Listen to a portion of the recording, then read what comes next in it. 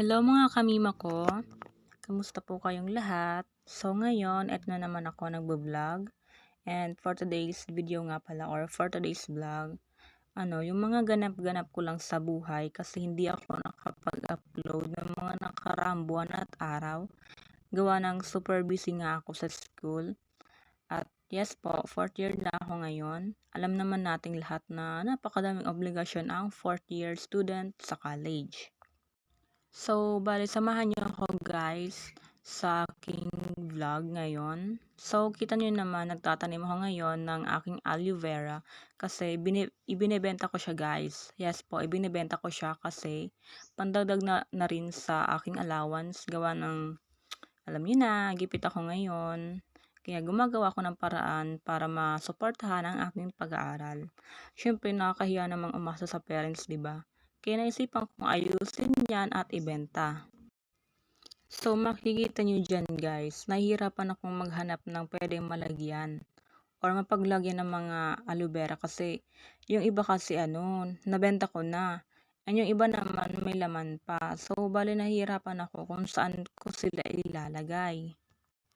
So ayan, inaano ko lang yung lupa, inaayos at dinadagdagan ko ng loam soil. Loam soil para tumaba naman or mataba yung aloe vera natin guys.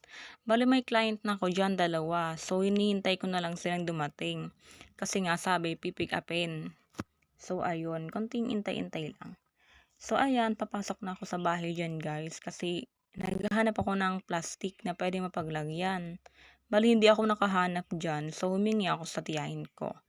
So ayan yung aloe vera na kukunin ng client. Iaano ko pa siya, ita-transfer sa isang paso. Para naman maayos tingnan, 'di ba? Nakakahiya naman sa ating client. So ayan yung mga aloe vera ko, guys. Ang dami, oh. Bili na kayo. Ang dami niyan, guys. Yung iba andun sa likod bahay namin. Ayan yung mga ibebenta ko.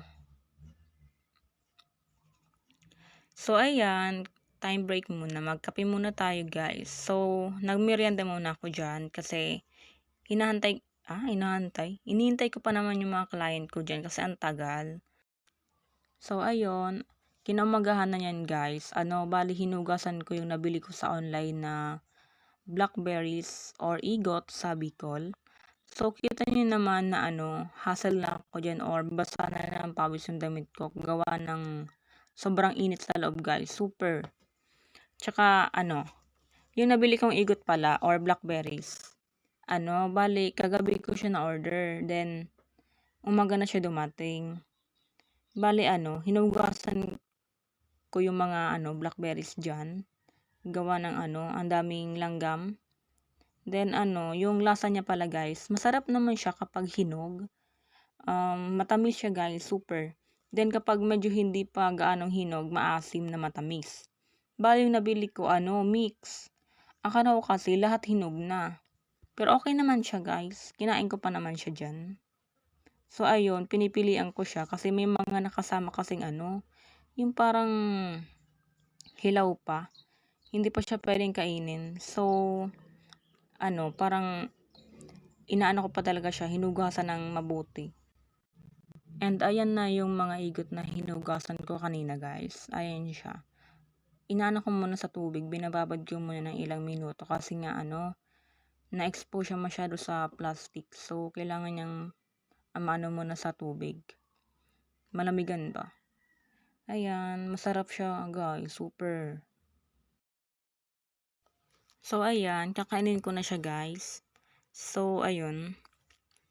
Kukuha na ako dyan. Then, ayun, kakainin ko na. Masarap siya guys. Super. Ayan Ayan yung igot na sinasabi ko sa inyo. Maitim siya. Tapos, kapag kinagat nyo, may iwan sa bibig nyo ng color black. Parang ganun siya guys. Masarap siya. Kaya tinawag siyang blackberries. Ayun Hindi pa siya gaano makulay kasi hindi pa siya totally hinog. Pero maano siya dyan. Maasim na matamis. Ayan. Naasiman ako dyan di ba? Maasim na kasi. Akala ko matamis. So far, ini-enjoy ko pa din siyang kainin guys. Kasi sayang naman yung nabili ko dyan. Actually, masarap siya. Maasim nga lang na matamis. Ayan, nakailang kagat pa ako dyan eh. Nakailang ulit pa ako ng kain.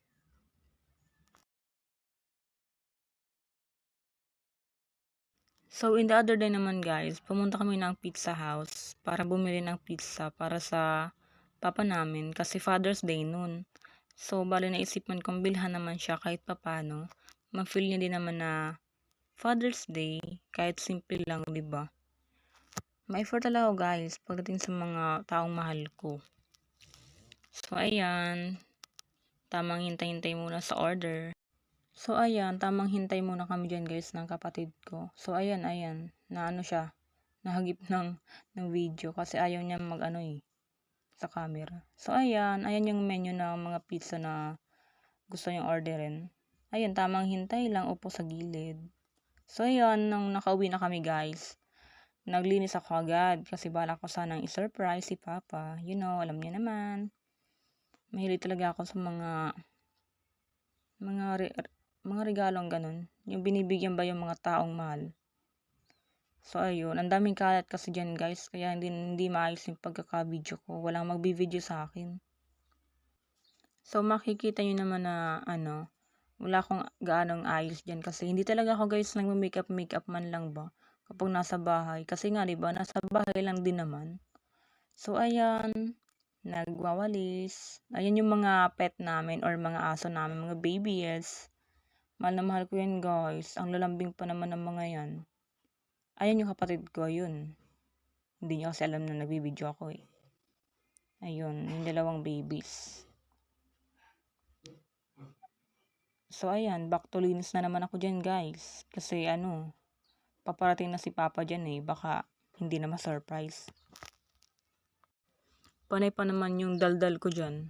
Kasi nga nagbibideo ako. Gawa ng wala masyadong ingay. Kaya sinasamantala ko talaga guys. So ayan, inaano ko yung basahan. Kasi madumi. And linis ulit. Ganun talaga ang buhay ko guys kapag nasa bahay lang. Gawaing bahay naman yung mga inaasikaso ko. Kapag makalat, aayusin ko na naman. Ayoko talaga guys na makalat. Parang gusto ko naka-organize lahat. Ganun talaga ako guys. Pasensya na. Gusto ko malinis lang yung bahay. Sana ganun din kayo, no? I mean, may mga taong ganun din. Yung palaging gustong maayos yung mga gamit or malinis. Basta guys, ganun talaga ako. Gusto ko malinis palagi.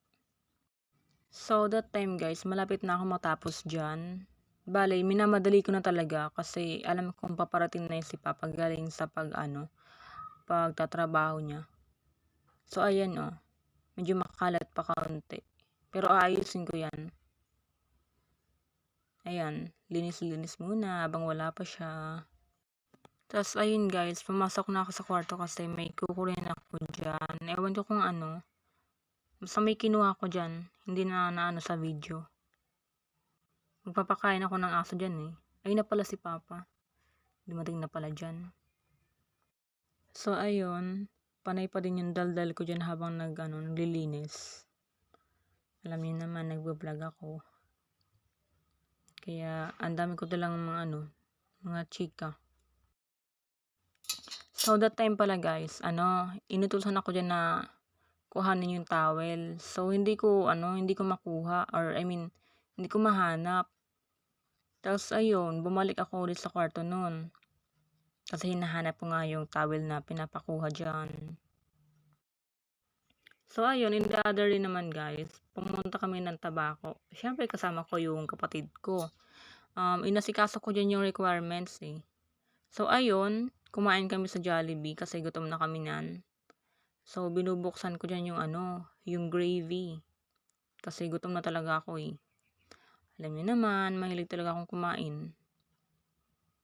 So, ayun. Kain-kain muna. Tara guys, kain po tayo. So, pasensya na kayo dyan guys kasi gutom na talaga kami dyan. As in gutom na kasi nga tanghali na eh. So, ayun guys, tamang kain muna ako dyan or kami ng kapatid ko. Gawa ng super gutom na talaga kami. Super gutom na talaga kami dyan. So, ayun, habang kumakain ako dyan, kwento ko sa inyo guys, maikli lang. May nakita kong lalaki. Bali, tinitingnan niya talaga ako kanina pa. Tatanungin ko sana eh. Kaso naisipan ko wag na lang kasi nakakahiya din. Iniisip ko baka nakikilala ako nito. Kaya siguro